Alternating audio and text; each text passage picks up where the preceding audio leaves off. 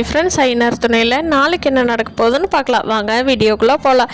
நம்ம சேனல் இன்னும் சப்ஸ்கிரைப் பண்ணாதவங்க சப்ஸ்கிரைப் பண்ணிக்கோங்க. சோழனும் நிலாவும் அவங்க பெரியப்பா கிட்ட எப்படி கேட்டால் உண்மை வரும்னு சொல்லி பக்காவாக பிளான் போட்டது சக்ஸஸ்ஃபுல்லாக ரெடி ஆயிடுச்சு.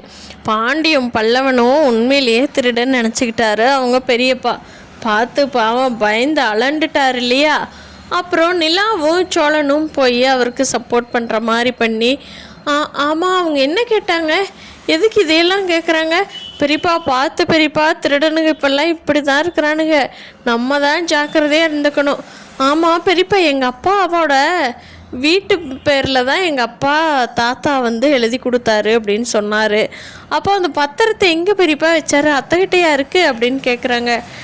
இல்லைடா, உங்கள் அத்தைக்கிட்டவெல்லாம் இல்லை, உங்கள் அத்தைக்கிட்ட அவள் வீட்டோட பத்திரமும் முன்னாடி இருக்கிற இடம் எங்கிட்டவும் கொடுத்துட்டாரு உங்கள் தாத்தா.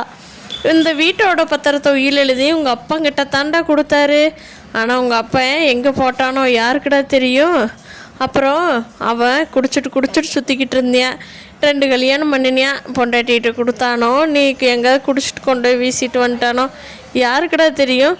இந்த திருடனுங்க என்ன கேட்குறானுங்களே, இது என்னடா நியாயமாக இருக்குது பாருடா கலிகாலம்.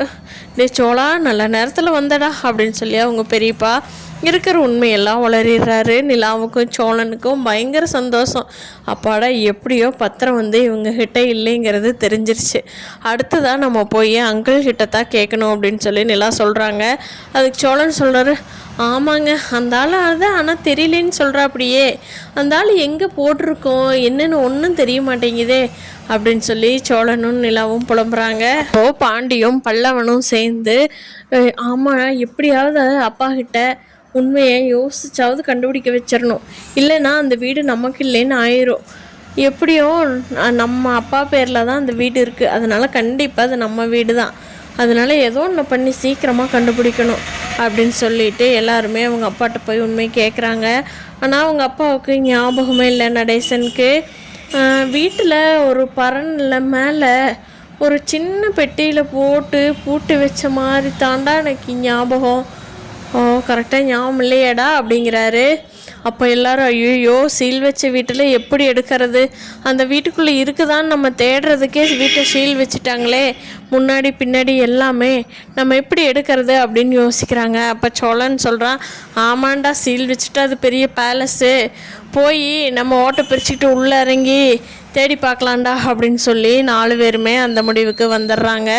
அப்படியாவது சீக்கிரமாக பத்திரம் கிடச்சி வீடு நடேசன் பேரில் மாறிடுச்சுன்னா வீட்டை ரெனோவேட் பண்ணி வீட்டில் எல்லோரும் சந்தோஷமாக இருப்பாங்க. அந்த நாள் சீக்கிரமாக வரப்போகுது.